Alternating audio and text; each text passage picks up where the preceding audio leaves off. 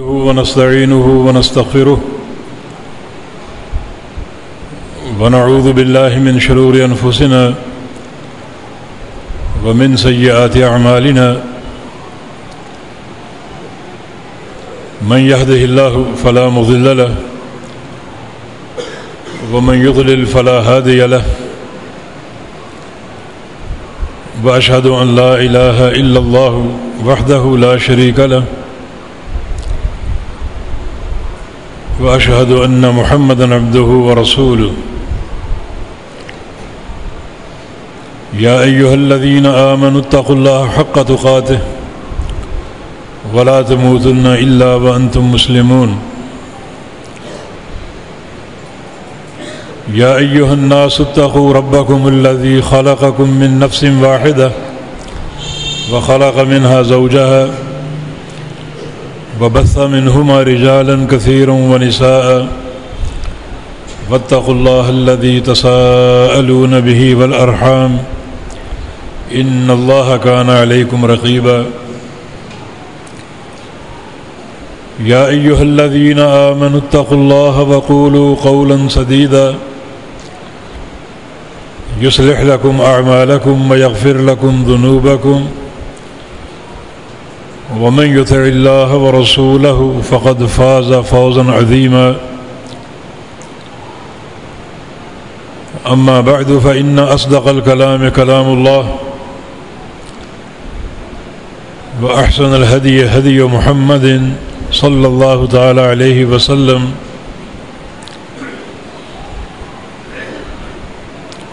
وشر الأمور محدثاتها وكل محدثة بدعة وكل بدعة ضلالة وكل ضلالة في النار من يطع الله ورسوله فقد رشد واهتدى ومن يعص الله ورسوله فقد ضل وغوى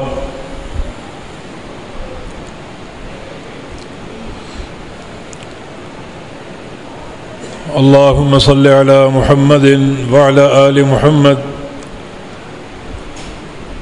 كما صليت على إبراهيم وعلى آل إبراهيم إنك حميد مجيد اللهم بارك على محمد وعلى آل محمد كما باركت على إبراهيم وعلى آل إبراهيم إنك حميد مجيد سبحانك لا علم لنا إلا ما علمتنا إنك أنت العليم الحكيم رب اشرح لي صدري ويسر لي أمري واحلل عقدة من لساني يفقه قولي لقد قال الله سبحانه وتعالى بعد أعوذ بالله من الشيطان الرجيم من همزه ونفخه ونفثه بسم الله الرحمن الرحيم إنا أرسلناك شاهدا ومبشرا ونذيرا وداعيا إلى الله بإذنه وسراجا منيرا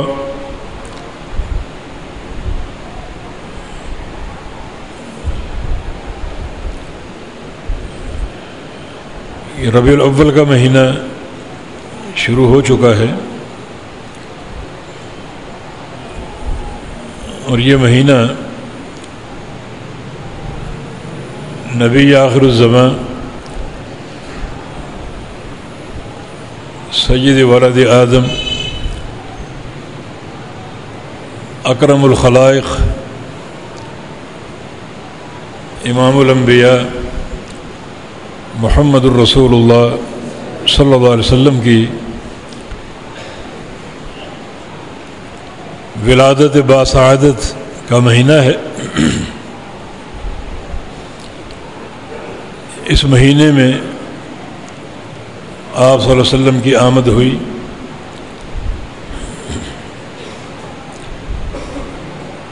اللہ رب العزت کی رحمت آئی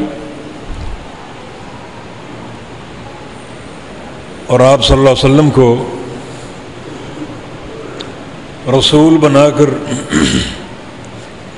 مبعوث کیا گیا، اور یہ بعثت دنیا جہان کے لیے سراسر رحمت کا پیغام ہے۔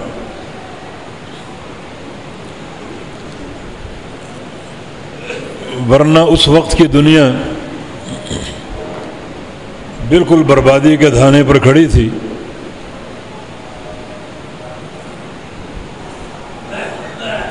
اور ایک عجیب جاہلیت کا دور تھا۔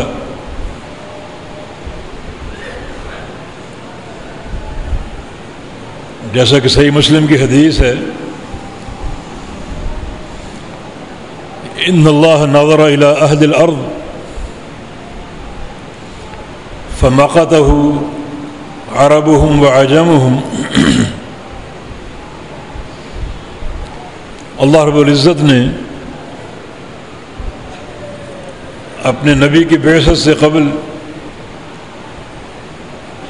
تمام زمین والوں کو دیکھا، اور ہر شخص نے اللہ تعالیٰ کو ناراض کر دیا۔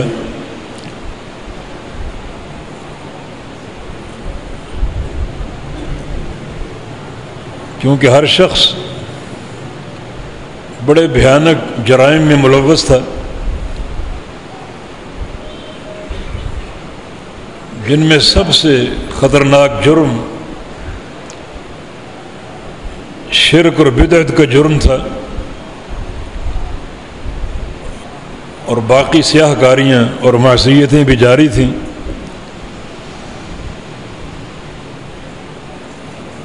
جب تمام زمین والوں نے اللہ تعالیٰ کو ناراض کر دیا تو اس کا معنی یہ ہوا کہ زمین والوں پر اللہ تعالیٰ کے عذاب کی حجت قائم ہو چکی تھی، مگر اللہ رب العزت نے اپنی رحمت کا فیصلہ فرمایا، اور شرک و بدعت میں غرق بڑے بھاری جرائم میں ڈوبی ہوئی اس قوم کی ہدایت کے لیے امام الانبیاء محمد ابن عبداللہ صلی اللہ علیہ وسلم کو مبعوث فرما دیا۔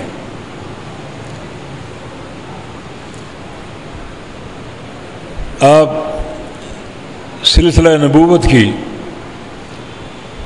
آخری کڑی ہیں، اور آپ کے بعد نبوت اور رسالت کا سلسلہ بالکل موقوف اور بند ہو چکا ہے۔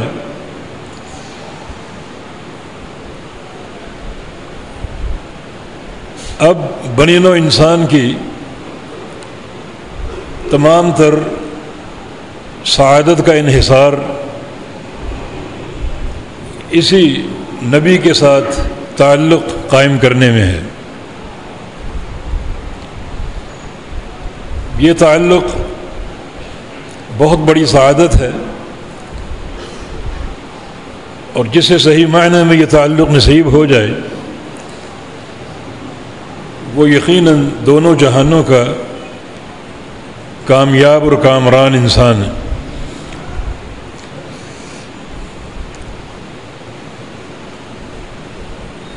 علماء کرام نے جو ایک صحابی کی تعریف کی ہے وہ اس نقطے کو مزید واضح کر دے گی کہ صحابی وہ شخصیت ہے من لقیہ مؤمنا ومات علی الایمان، کہ جو شخص رسول اللہ صلی اللہ علیہ وسلم کو بحالت ایمان ملا ہو اور پھر وہ ایمان پر قائم رہا ہو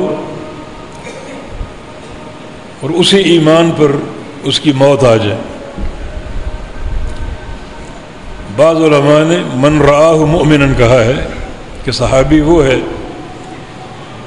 جس نے بحالت ایمان نبی علیہ السلام کو دیکھا ہو، لیکن پہلی تعریف زیادہ جامع ہے، کیونکہ بعض صحابہ نابینا بھی تھے جن کا دیکھنا ممکن نہیں تھا، تو بحالت ایمان ملا ہو، یہ تعریف زیادہ جامع اور شامل ہے۔ کتنا ملا ہو، کتنا دیکھا ہو، چاہے وہ ایک لمحہ کے بقدر کیوں نہ ہو، تو یہ ایک انتہائی مختصر اور چھوٹا سا تعلق بھی اس بندے کی صحابیت کی دلیل ہے، جس کا معنی یہ ہوا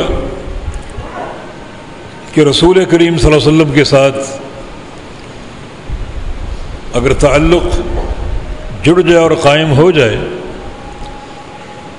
تو یہ بہت بڑی سعادت ہے اور دونوں جہانوں کی کامیابی کا بہت ہی قریب راستہ ہے۔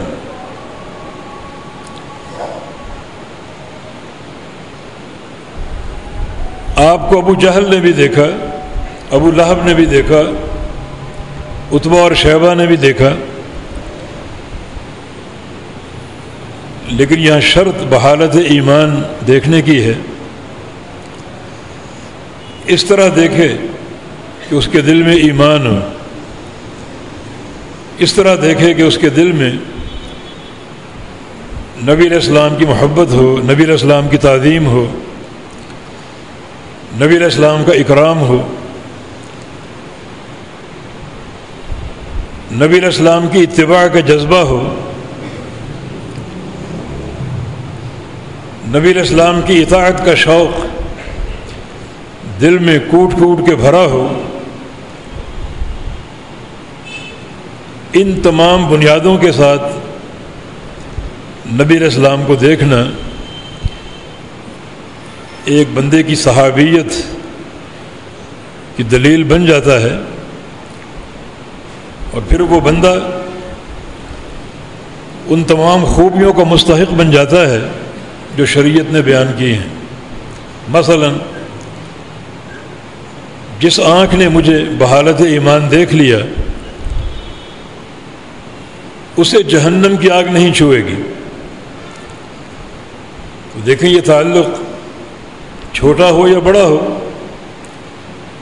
چاہے نبی علیہ السلام کی ذات گرامی کے ساتھ عمر بھر کی صحبت ہو اور چاہے چند لمحات کی صحبت ہو، اس شرف میں داخل ہو گیا کہ جس آنکھ نے بحالت ایمان دیکھ لیا اسے جہنم کی آگ نہیں چھوئے گی، عذاب سے بچ گیا۔ اور جہاں تک اللہ تعالیٰ کے اجر کا عالم ہے اور جنت میں درجات کی بلندی کا عالم ہے، تو صحیح بخاری کی حدیث ہے، رسول اللہ صلی اللہ علیہ وسلم کا ارشاد گرامی، لو انفق احدکم مثل احد ذهب لما بلغ مد احدهم ولا نصیفہ۔ تم لوگ اگر احد پہاڑ کے برابر سونا خرچ کر دو اور وہ شخص جسے میری صحبت حاصل ہو جائے جتنی بھی، وہ اگر ایک پاؤ کھجوریں خرچ کر دے تو تم اتنی مقدار میں سونا خرچ کر کے بھی میرے صحابی کے اجر تک نہیں پہنچ سکتے۔ یہ کیا چیز ہے؟ یہ وہ رؤیت اور تعلق ہے جس کی بنیاد یہ سارے امور ہیں، جس میں ایمان ہے، محبت ہے، اطاعت اور اتباع کا جذبہ ہے، تعظیم ہے، اکرام ہے، جس میں نبی علیہ السلام کو محسن انسانیت تسلیم کرتے ہوئے آپ کی ذات گرامی پر کثرت سے درود و سلام بھیجنے کا عمل ہے، تو ایک عام شخص اگر احد پہاڑ کے برابر سونا خرچ کر دے اور آپ کا صحابی اس کی صحبت خواہ طویل ہو یا مختصر وہ ایک پاؤ کھجوریں خرچ کر دے تو اس کے مقام کو نہیں پہنچ سکتے، اس کے اجر کو نہیں پہنچ سکتے۔ اس میں ایک درس ہے کہ صحابی اس مقام کو کیوں پہنچا، اس رؤیت اور زیارت کی وجہ سے جو اس کو نبی علیہ السلام کی حاصل ہوئی، مگر یہ رؤیت عام رؤیت نہیں ہے، بلکہ اس کی اساس مضبوط ایمان ہے، مضبوط محبت ہے، اطاعت اور اتباع کا مضبوط جذبہ ہے،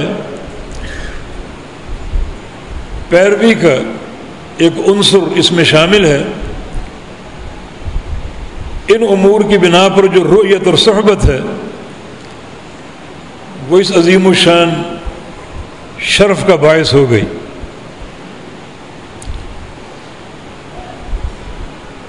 مدینے میں ایک یہودی تھا، اس کا بیٹا چھوٹی عمر میں تھا اور اسے اتنا تعارف نہیں تھا ادیان کے حوالے سے، کبھی کبھی نبی علیہ السلام کے پاس آتا اور آپ کی خدمت کرتا۔ چند دن وہ نظر نہ آیا تو نبی علیہ السلام نے اس بچے کے بارے میں معلوم کروایا، پتہ چلا بیمار ہے، تو آپ صلی اللہ علیہ وسلم اس کے گھر چلے گئے۔ یہودی نے دروازہ کھولا، فرمایا کہ میں آپ کے بیٹے کی تیمارداری کرنے آیا ہوں۔ جب اس کے پاس پہنچے تو اس کی سانسیں اکھڑ رہی تھیں اور ایک نزع کی کیفیت طاری تھی۔ رسول اللہ صلی اللہ علیہ وسلم فرمایا کہ قل لا الہ الا اللہ، بیٹا کلمہ پڑھ لو، لا الہ الا اللہ پڑھ لو۔ بچہ اپنے باپ کو دیکھنے لگا، اور چونکہ یہودی دل سے یہ بات جانتے تھے کہ آپ اللہ کے سچے نبی ہیں، صرف ان کا تکبر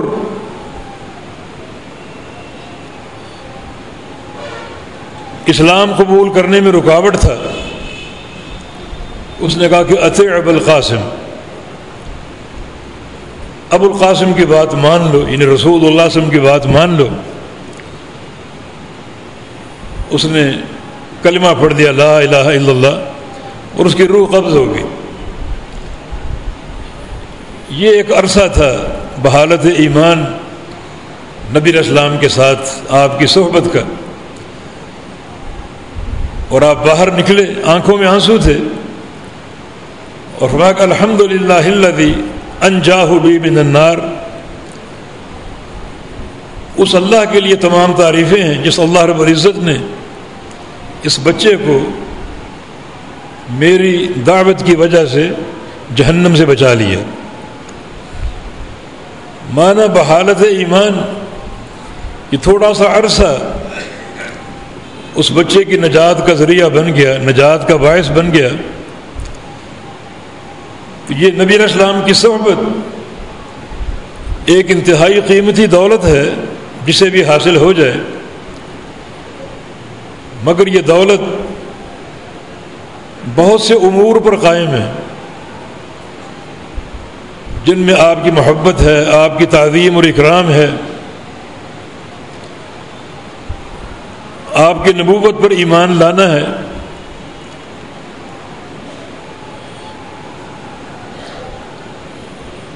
آپ صلی اللہ علیہ وسلم کے دین کو سچا جاننا ہے، اور یہ سارے امور بڑی گہرائی کے ساتھ انسان میں موجود ہوں۔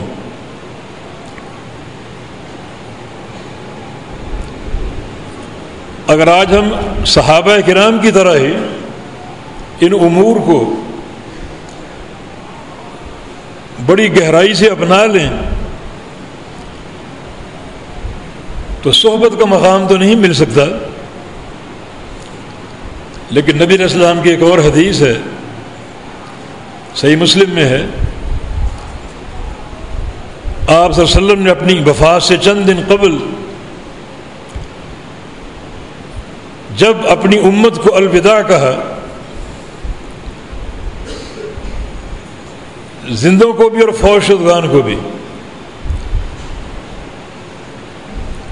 فوت شدگان کو اس طرح کہ آپ نے شہدائے احد کے لیے دعائیں کی،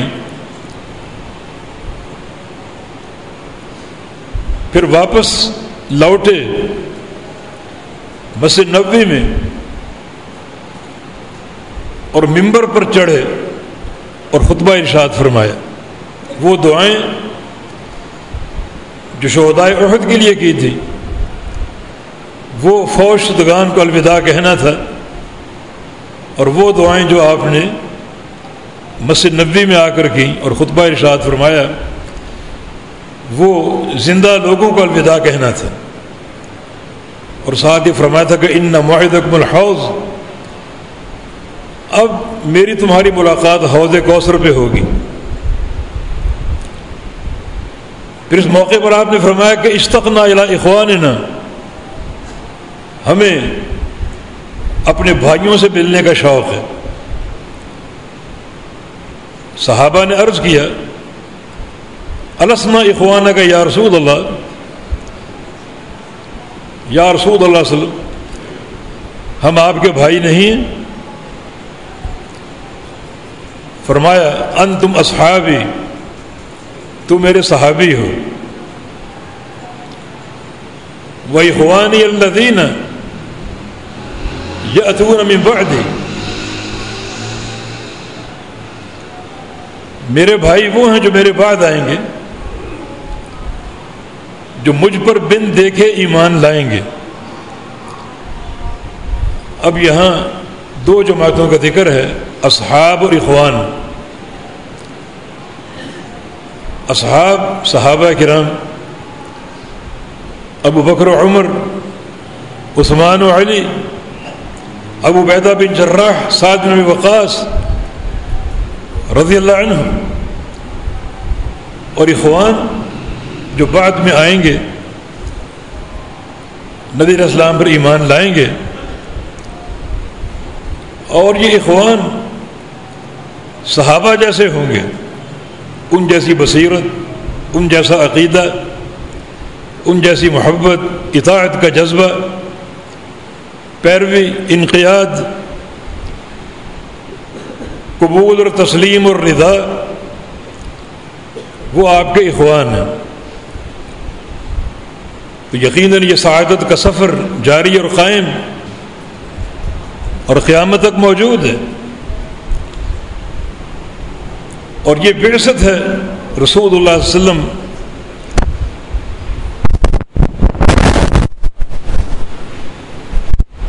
آپ کی بعثت کا یہ مقصد ہے جو اس حدیث سے حاصل ہو رہا ہے۔ تو آپ کی ذات کے ساتھ تعلق جو کتاب و سنت کے تقاضوں کے مطابق ہو،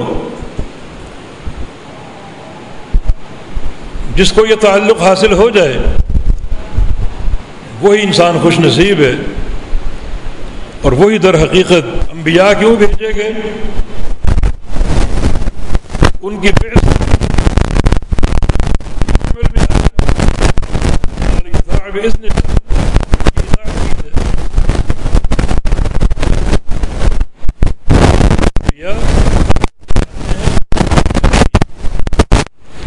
کہ لوگ ان کی پیروی کریں۔ وہ لوگوں کی پیروی کرنے نہیں آتے، حتیٰ کہ دنیا کا کوئی انسان نبی کا استاد نہیں ہو سکتا، براہ راست اللہ رب العزت ہی انبیاء کا استاد ہوتا ہے، ان کو تعلیم دیتا ہے، اور وہ تعلیم لوگوں تک پہنچانا انبیاء کی ذمہ داری ہے۔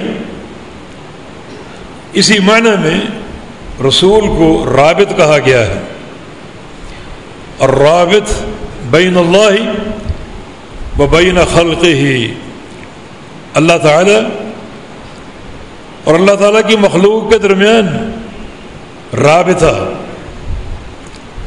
اور وہ اس طرح کہ اللہ تعالیٰ کی تعلیمات اللہ تعالیٰ سے لے کر اللہ تعالیٰ جیسے بھی دے، فرشتے کے ذریعے دے، خواب کے ذریعے دے، ویسے بیداری میں دل میں کوئی بات ڈال دے، جیسے بھی دے، وہ تعلیم لوگوں تک پہنچانا۔ بس یہ ایک سمجھے کہ تین جہتیں ہیں، ایک خالق کی جہت ہے اللہ رب العزت کی، دوسرا مخلوق، اور تیسرا رابط۔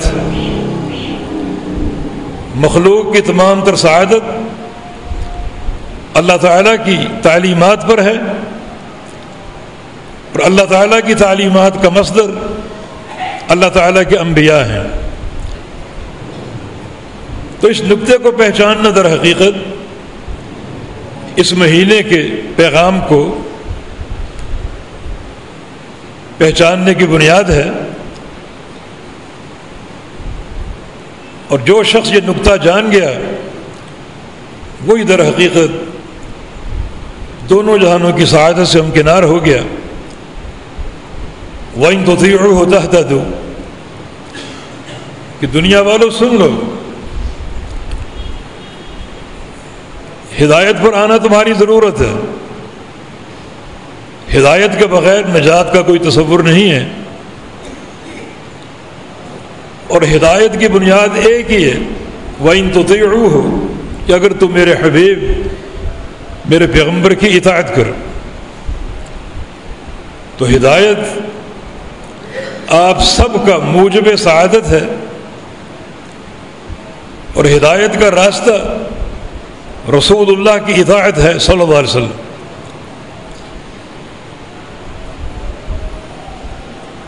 یہ اصل پیغام ہے آپ صلی اللہ علیہ وسلم کی بعثت کے تعلق سے۔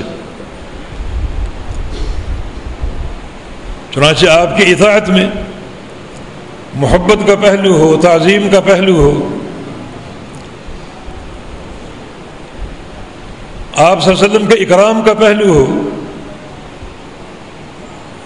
اور آپ کی ذات کے ساتھ، آپ کی نبوت کے ساتھ سچا اور پکا ایمان ہو، تو اللہ رب العزت ایسے انسان کو یقیناً درجات علا عطا فرمائے گا۔ مگر یہ ایمان اور اطاعت جو ہے وہ یہ بات ظاہر کرے، واضح کرے کہ آپ کا تعلق رسول کریم صلی اللہ علیہ وسلم کی ذات کے ساتھ، اور تعلق بھی راست ہو، درست ہو، ان سمتوں اور جہتوں کے ساتھ ہو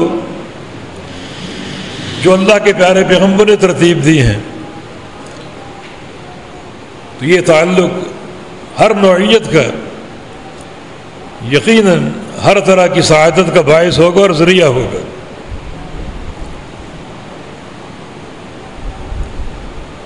نبی علیہ السلام کی بعثت سے قبل ایک خاتون سے آپ کا نکاح ہوا، خدیجہ بنت خویلد رضی اللہ عنہا ام المومنین، جنہوں نے نبوت سے قبل اللہ کے پیغمبر کے مقام کو پہچانا اور خود آپ کو پیغام نکاح دیا۔ بڑی مالدار خاتون تھی، اور جب وہ بیوہ ہوئی تو بہت سے قریش کے سرداروں نے ان سے نکاح کی خواہش کی،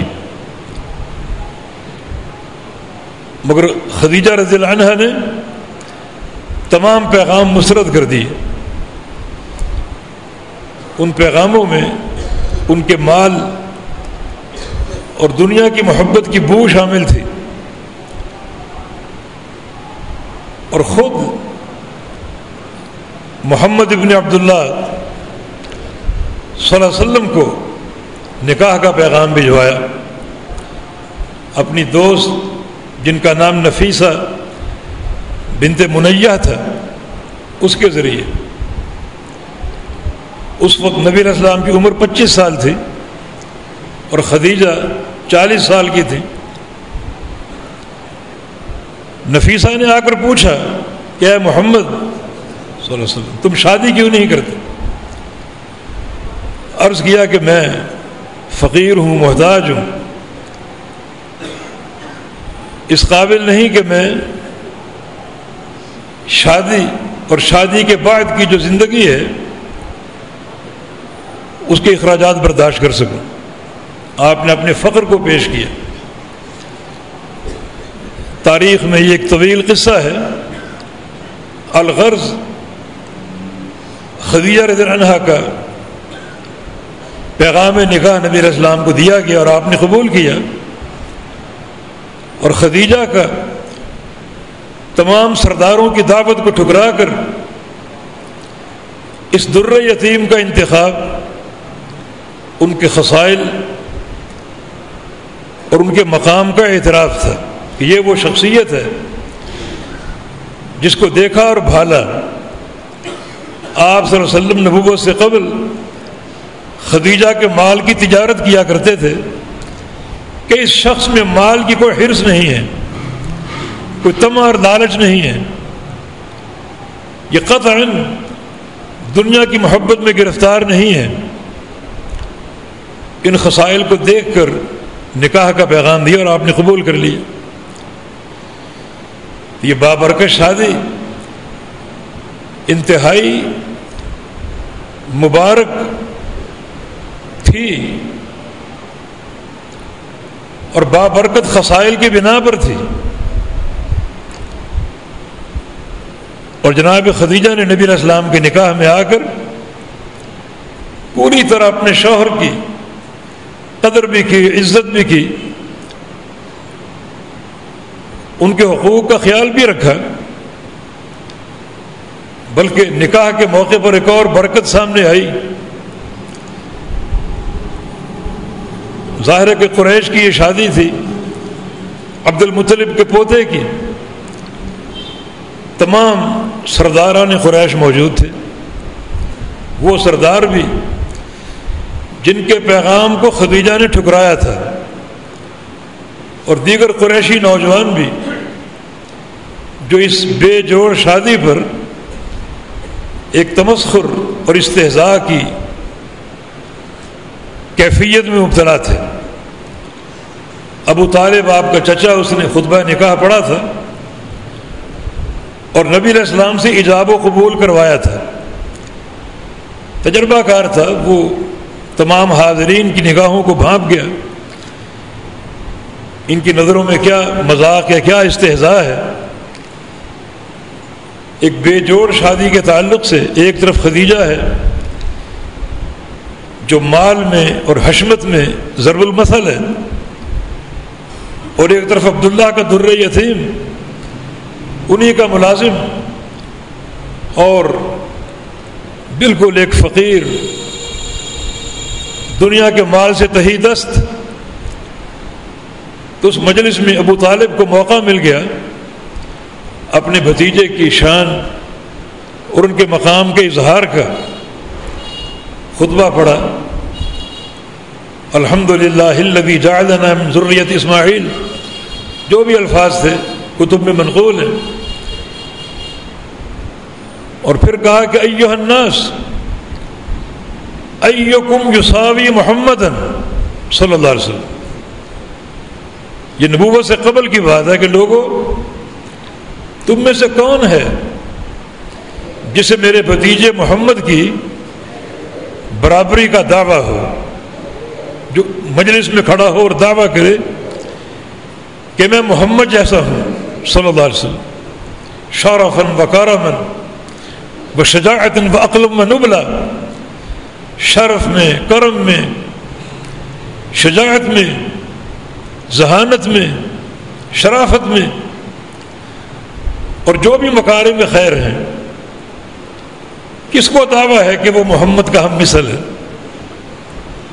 اپنا سر اٹھائے ذرا، یا کھڑا ہو کر یہ دعویٰ کرے. یہ بابرکت نکاح ساری گردنیں جھک گئیں، کوئی ایک زبان بھی نہ بولی، زبانیں گونگی ہو گئیں، اور برسر عام، برسر محفل اللہ کے پیارے پیغمبر کے شرف کی باتیں ہو رہی ہیں، اور قوم پر ایک سکوت طاری ہے. ہاں ابو طالب نے کہا کہ الا المال، سوائے مال کے، میرے بھتیجے کے پاس مال نہیں ہے. تمہارے پاس مال ہے، تم کہہ سکتے ہو کہ مال کا فرق ہے. چلو اس فرق کو مان لیتے ہیں. خدیجہ کا حق مہر تم مقرر کرو، ہم دے کر جائیں گے. اگر سب کچھ مال ہی ہے تو حق مہر مقرر کرو، ہم دیں گے. تو اس لحاظ سے بھی یہ نکاح بڑا بابرکت ہوا کہ تمام قوم قریش پر اللہ کے پیغمبر کی ہیبت، آپ کا مقام، شرف، آپ کی شجاعت اور تمام مکارم خیر میں آپ کی دھاک بیٹھ گئی. عرض کرنے کا مقصد یہ ہے کہ ظاہری تکریم کے اسباب موجود تھے، کوئی ایک شخص بھی آپ کے خلاف نہ بولا، اور اگر یہی سب کچھ اللہ کے پیغمبر کی بعثت کا مقصود ہے تو ایسا کام کیوں کیا گیا؟ یہ سارے لوگ آپ کے خلاف ہو گئے.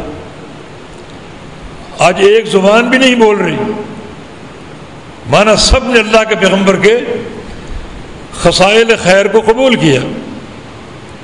مانا آپ ہم سے بہتر ہیں، ہم سے اعلیٰ اشرف ہیں تمام خصائل خیر میں. وہ تو حاصل ہو چکا تھا. پھر وہ کیا تبدیلی آئی کہ آج یہ زبانیں، کوئی آپ کو مجنون کہہ رہا ہے، کوئی پاگل کہہ رہا ہے، کوئی دیوانہ اور شاعر کا کہہ رہا ہے.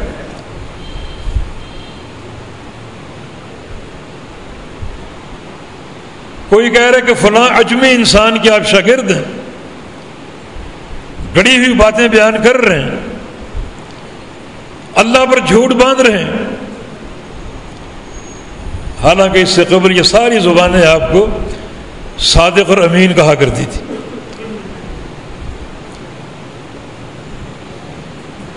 تو اس تبدیلی کی اساس کیا ہے؟ وہی اللہ کے پیارے پیغمبر کی بعثت کا مقصد ہے کہ آپ کو رسول مانا جائے اور آپ کے مشن کو سمجھا جائے. مشن کیا ہے؟ قولوا لا الہ الا اللہ، بیان توحید. مشن کیا ہے؟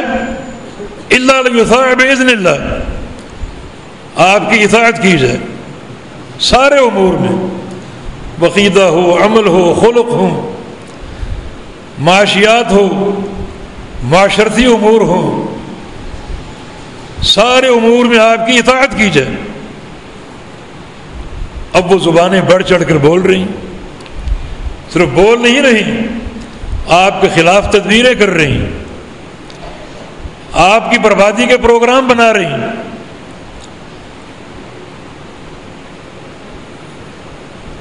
تو یہ اصل بعثت کا مقصد ہے. نبوت سے قبل کے حالات کیا تھے اور نبی بنا دیے گئے، تو اب آپ کے وظائف کیا ہیں؟ لقد من اللہ علی المؤمنین اذ بعث فیہم رسولا، اللہ تعالیٰ نے مؤمنین پر احسان عظیم کر دیا کہ ان میں ایک رسول کو بھیج دیا، یتلو علیہم آیاتہ ویعلمہم الکتاب والحکمہ ویزکیہم. وہ رسول ان پہ اللہ کی آیتیں پڑھتا ہے، کتاب و سنت کی تعلیم دیتا ہے اور ان کا تزکیہ نفس کرتا ہے. یہ اس نبی کے پاکیزہ وظائف ہیں. اور اسی دعوت انہی وظائف کی بنا پر وہی قریش، قوم قریش جو کل تک پیارے پیغمبر کی ثنا خوان تھی، آج آپ کے مخالف دشمن ہو گئے، آپ کی ہلاکت کے پروگرام بنا رہے ہیں، حتیٰ کہ مکہ مکرمہ سے آپ کو نکال دیا گیا. یہ جو امتیاز جہاں سے شروع ہوتا ہے، یہ در حقیقت اللہ کے پیارے پیغمبر کی بعثت کے مقاصد ہیں. ان کو سمجھنا اور جاننا، بروئے کار لانا، اصل نبوت کے پیغام کو ماننے کے مترادف ہے. ورنہ خالی اکرام کی باتیں، اطاعت سے خالی، اتباع سے خالی آپ کی شان پہلے موجود تھی، حاصل تھی. کوئی ایک زبان بھی آپ پر تنقید نہیں کرتی تھی، اور آج ساری زبانیں تنقید کر رہی ہیں. یہ ایک فرق ہے بعثت سے قبل اور بعثت کے بعد کا. جو لوگ اس بعد کے پروگرام کو سمجھ گئے، انہیں اپنا لیا، وہ قریش کے مخالف ہیں اور پیغمبر علیہ السلام کے متبع اور آپ سے سچی محبت کرنے والے. اور جو لوگ اس پیغام کو نہ سمجھ سکے اور خالی آپ کی شان کی باتیں ہیں جو نبوت سے قبل جاری تھیں، وہ در حقیقت قوم قریش کے ہم نوا ہیں اور پیارے پیغمبر کے اصل مقاصد نبوت کو جاننے سے قاصر ہیں. آپ کی توحید، اللہ کی توحید، آپ کی رسالت، قوی ایمان، جذبہ انقیاد اور اطاعت، سچی محبت، یہ سارے امور در حقیقت اس پیغام کو سمجھنے کے مترادف اور باعث ہیں.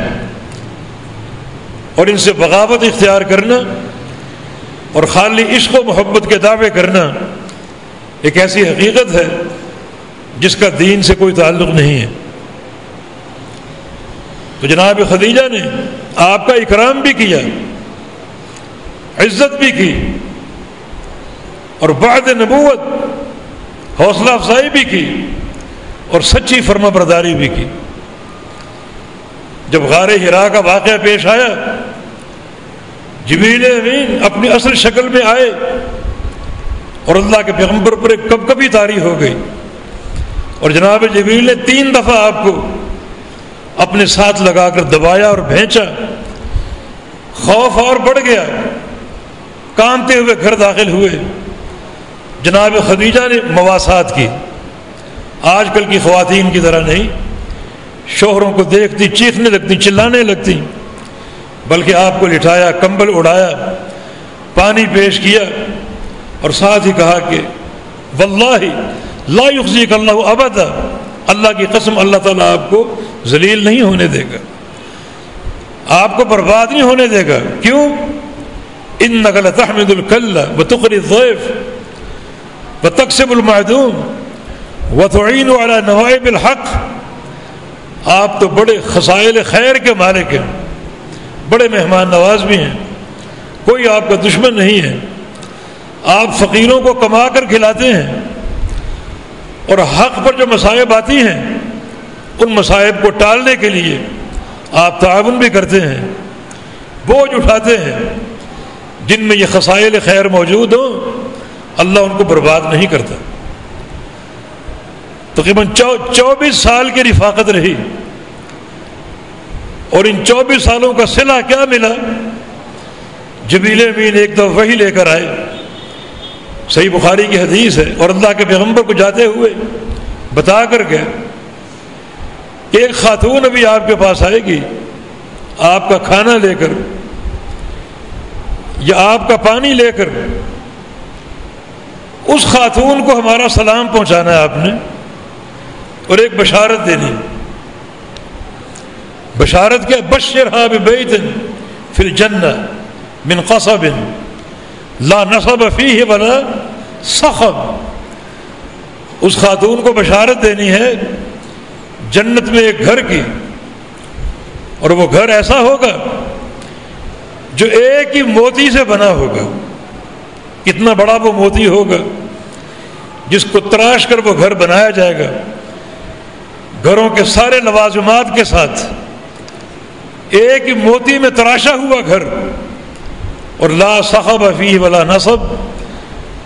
اس گھر کی خصوصیت یہ ہے کہ وہاں کوئی شور نہ ہوگا، اس کے اطراف بالکل پرسکون ہوں گے، اور نہ وہاں کوئی تھکاوٹ ہوگی۔ یہ دو باتیں کیوں؟ در حقیقت یہی دو چیزیں جناب خدیجہ کی سیرت کا مظہر ہیں۔ امام سہیلی رحمہ اللہ صحیح بخاری کے شارحین میں سے فرماتے ہیں کہ خدیجہ رضی اللہ عنہا نے آغاز اسلام میں اللہ کے پیغمبر کا ساتھ دیا، ان کے مشن میں بھرپور آپ کی مدد کی۔ خود اللہ کے پیغمبر نے اعتراف کیا کہ واستنی بنفسہا ومالہا، کہ آغاز نبوت میں خدیجہ نے اپنی جان بھی قربان کر دی اور اپنا مال بھی مجھ پہ قربان کر دی۔ تو یہ ساری ابتدائی ذمہ داریاں اٹھائیں اور خوب تھکاوٹ کا شکار ہوئیں۔ اب یہ جنت میں گھر ملے گا، اس میں کوئی تھکاوٹ نہ ہوگی اور نہ کوئی شور ہوگا۔ اس کا معنی یہ کہ جناب خدیجہ نے جب سے نبی علیہ السلام سے نکاح ہوا، اپنی وفات تک اللہ کے پیارے پیغمبر سے اونچی آواز میں بات نہیں کی، ہمیشہ اپنی آواز پست رکھی اور اللہ کے پیغمبر کے مقام کا خیال رکھا۔ یہ معنی نہیں کہ پوری 24 سال کی زندگی بحالت نبوت گزری، نہیں، بلکہ شروع کے 15 سال نبوت سے قبل کے تھے، اور بعد کے جو 9 سال یا اس سے کم و بیش وہ نبوت کے بعد کے تھے۔ تو نبوت سے قبل بھی وہ اپنے شوہر کے مقام کو پہچانتی تھی اور کبھی چیخ کر اونچی آواز سے بات نہ کی، اور نبی بننے کے بعد بھی اس اکرام اور احترام میں اضافہ ہو گیا۔ اس کا صلہ اللہ کی طرف سے ملا کہ جنت میں ایک گھر ان کے لیے تیار ہے جس کی تراش خراش ایک ہی موتی سے ہے، اور اس میں کوئی تھکاوٹ نہ ہوگی اور نہ کسی قسم کا شور ہوگا۔ بطور خاص یہ بات کی گئی، جنت میں کہیں بھی تھکاوٹ نہیں ہوگی اور نہ ہی شور ہوگا۔ لیکن جناب خدیجہ کے گھر کے ساتھ یہ دو چیزیں خاص طور پہ ذکر کرنا، اس سے یہ ثابت ہو رہا کہ اضافی طور پر وہ گھر پرسکون ہوگا، ہر گھر سے بڑھ کر اضافی طور پر وہ گھر اتنا آرام دہ ہوگا، تھکاوٹ سے محفوظ ہوگا، جو عام گھروں سے متمیز ہوگا۔ اور یہ جناب خدیجہ کی اس محبت، اس انقیاد اور اس عزیز عظیم تعلق کا مظہر ہے۔ تو پیارے حبیب سے وہ تعلق جو دین کی بنیاد پر ہو، یقیناً اس کے ثمرات اور نتائج انتہائی عالی شان ہوتے ہیں۔ ابو ہریرہ کو آپ نے یہ کیوں فرمایا؟ اللہم احب عبدک ھذا و امہ واحببہما الی عبادک المؤمنین، کہ یا اللہ اس بندے سے محبت کر اور اس کی والدہ سے محبت کر، اور ان دونوں ماں بیٹا کو سارے مومن بندوں کا محبوب بنا دے۔ قیامت تک جتنے مومن ہیں ان سب کے دلوں میں ابو ہریرہ کی محبت ہو اور اس کی والدہ کی محبت ہو۔ نبی علیہ السلام کی ایک حدیث آپ نے ایک موقع پر ابو ہریرہ سے فرمایا تھا، لما رأیت من حرصک علی الحدیث، ابو ہریرہ تمہاری حدیث کی طلب میں بڑی حرص ہے، بڑا شوق ہے تمہارے دل میں حدیث کو حاصل کرنے کا، میری صحبت کا، میری باتیں سننے کا، ان کو یاد کرنے کا، ان پر عمل کرنے کا اور آگے پہنچا دینے کا۔ یہ تعلق بالرسول کی ایک بڑی اہم کڑی ہے جس کا آپ نے اعتراف بھی کیا، اقرار بھی کیا، اور یہ عظیم دعا دے کر یہ بات ثابت کر دی کہ قیامت تک کے آنے والے لوگوں اپنا ایمان تولنے کے لیے یہ پیمانہ اپنا لو اور اس کی والدہ کی محبت ہے یا نہیں؟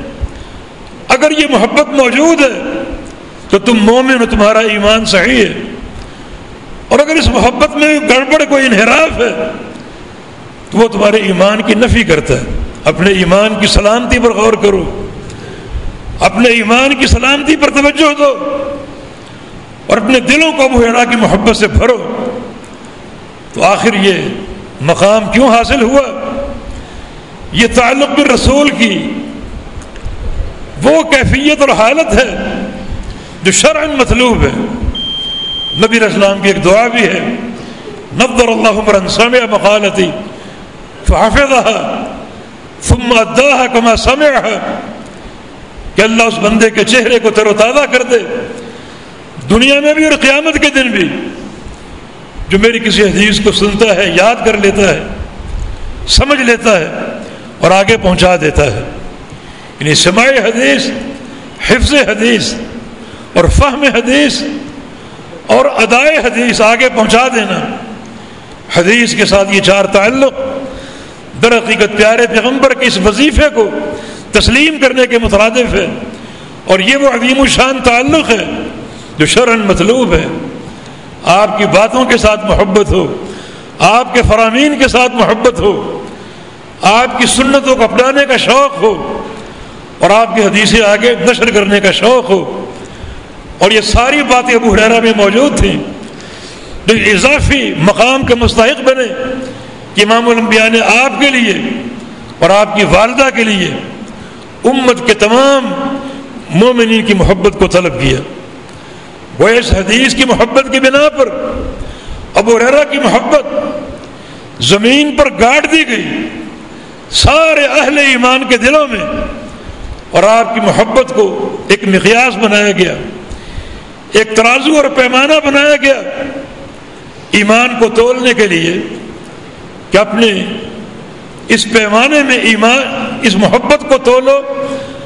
اگر یہ موجود ہے 100% تو تم مومن ہو، اور اگر کہیں گڑبڑ کوئی کمی ہے تو وہ کمی تمہارے ایمان میں ہے. یہ مقام چھوٹا نہیں، بہت بڑا مقام ہے. ربیعہ بن کعب کے لیے آپ نے کیوں فرمایا کہ جو دعا کرو گے قبول ہوگی؟ آخر ایک عمل کی بنا، تعلق بالرسول کی بنا پر اللہ کے پیارے پیغمبر کی رات پر جاگنا اور وضو کا پانی لے کر بیٹھنا، اور آپ کو خبر بھی نہیں تھی کہ دن میں تو بڑے آپ کے خادم ہوتے ہیں، رات کو اگر آپ اٹھے اور گھر میں پانی نہ ہو تو پریشانی ہوگی، یہ پانی کون پیش کرے گا؟ تو آپ کی نماز کی تیاری، آپ کی محبت، خدمت کا شوق یقیناً ایک بہت بڑا عمل ہے.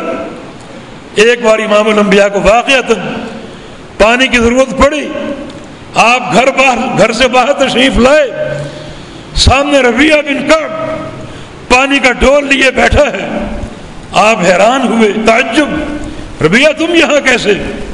عرض کیا کہ کئی دنوں سے آ رہا ہوں اور یہ سوچ کر آ. آپ کو وضو کرایا، بڑا خوش ہوئے، اور آپ نے ایک ضمانت کے طور پہ کہا کہ سل تعطى، ربیعہ کچھ مانگ لو تمہیں دیا جائے گا. یہ بات آپ نے گارنٹی سے کی. نبی ناطق وحی ہوتا ہے، اور نبی کی باتیں ہوا میں تحلیل نہیں ہوتی، ان کی ایک حقیقت ہوتی ہے، ان کی ایک صداقت ہوتی ہے. ربیعہ نے کیا مانگا؟ اسألک مرافقتک فی الجنہ، یا رسول اللہ علیہ وسلم مجھے جنت میں آپ کی رفاقت چاہیے.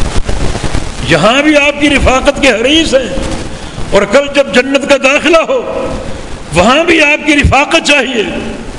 تو یقیناً یہ محبت کی باتیں جو اطاعت کے جذبے میں لپٹی ہوئی، محبت کی باتیں اتباع کے جذبے میں لپٹی ہوئی، یہی نبوت کے مقاصد ہیں اور یہ تعلق بالرسول کے حقائق ہیں.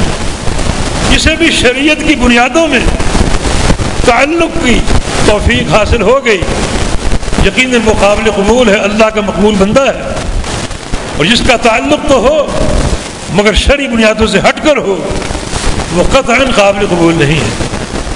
اصل انبیاء کی بعثت کا مقصد آپ کی غلامی، آپ کی اطاعت اور آپ کے پیغام کو لینا ہے، کیونکہ رسول جو ہے وہ رابط ہے بین الخالق و بین المخلوق، اللہ اور بندوں کے مابین رابط کا کام کرتا ہے، جس کا معنی اللہ اپنے بندوں کو اپنی تعلیمات دیتا ہے اس رابط کے ذریعے، اور وہ رابط محمد الرسول اللہ صلی اللہ علیہ وسلم۔ تو آپ کی غلامی کے دامن کو تھام لیا جائے، اور آپ کے جو بھی بیانات ہیں وہ قرآن کی روشنی میں ہوں یا حدیث کی روشنی میں ہوں، ان تمام کو لیا جائے۔ یہ حقیقی مقاصد نبوت ہیں اور حقیقی محبت کی بنیادیں ہیں۔ صحابہ نے ان کو اپنایا اور وہ سرخرو ہو گئے، ہم بھی اپنائیں گے تو سرخرو ہوں گے۔ وہ اللہ کے پیغمبر کے اصحاب تھے، جن بنیادوں پر اصحاب بنے انہی پر ہمیں اخوان بننے کا موقع ہے۔ اللہ کے پیارے پیغمبر نے بعد میں آنے والوں کو اپنا بھائی قرار دیا، جیسے اپنے ساتھ والوں کو اپنا صحابی کہا۔ تو صحبت جن بنیادوں پر قائم ہے، اخوت بھی انہی پر قائم ہوگی تو اللہ کے ہاں قابل قبول ہوں گے۔ اور اگر یہ بنیادیں ہم ختم کر دیں جو صحابہ کے اندر موجود تھیں تو یقیناً ہم ناکام ہیں اور اس پیغام کو سمجھنے سے قاصر ہیں۔ تو اللہ پاک سے دعا کی جائے کہ اللہ رب العزت ہماری امت کو توفیق دے کہ محبت کے جو حقائق ہیں اور جو اصل متقاضیات ہیں ان کو سمجھنے کی کوشش کریں اور ان کو اپنانے کی کوشش کریں۔ وہ اطاعت جو محبت رسول سے خالی ہے وہ ناقابل قبول ہے، اور وہ محبت جو اطاعت رسول سے خالی ہے وہ بھی ناقابل قبول ہے۔ محبت وہ ہے جو اطاعت کے ساتھ ہو، اور اطاعت وہ ہے جو محبت کے ساتھ ہو۔ اللہ کے پیارے پیغمبر کی حدیث ہے، والذی نفس محمد بیدہ لا یؤمن احدکم حتی اکون احب الیہ من والدہ وولدہ والناس اجمعین۔ قسم اس ذات کی جس کے ہاتھ میں میری جان ہے، اس وقت تک تم مومن نہیں ہو سکتے جب تک مجھ سے محبت نہ کرنے لگو۔ ایسی محبت کہ تمہارے ماں باپ کی محبت سے بڑھ کر ہو، تمہاری اولاد کی محبت سے بڑھ کر ہو، اور کائنات کے ہر فرد کی محبت سے بڑھ کر ہو۔ تو یہ محبت عین ایمان ہے، حقیقت ایمان ہے۔ اور شریعت میں محبت جو ہے اطاعت کے دائرے میں ہوتی ہے۔ اطاعت اور محبت دونوں لازم ملزوم ہیں۔ محبت کے بغیر اطاعت قابل قبول نہیں، اور اطاعت کے بغیر محبت قابل قبول نہیں۔ تو اللہ تعالیٰ ان بنیادوں پر ہمیں مقام رسول سمجھنے کی توفیق عطا فرما دے۔ اس پر بات انشاءاللہ آئندہ بھی ہوگی۔ والتوفیق بید اللہ تعالی۔ اقول قولی ھذا واستغفر اللہ لی ولکم، وآخر دعوانا ان الحمد للہ۔